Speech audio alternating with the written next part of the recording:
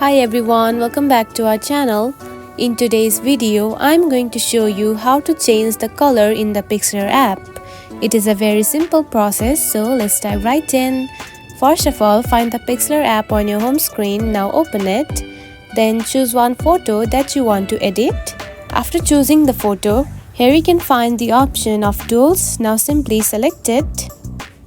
Then to change the color, here you can find the option of splash. Now select it. Then tap on to tint button. Then slide the slider to choose the color, just like this. Now choose one color that you prefer the most. Then tap onto your photo and move it around just like this. And now you can see the color has changed. And that's it. This is how you can change the color in the Pixlr app.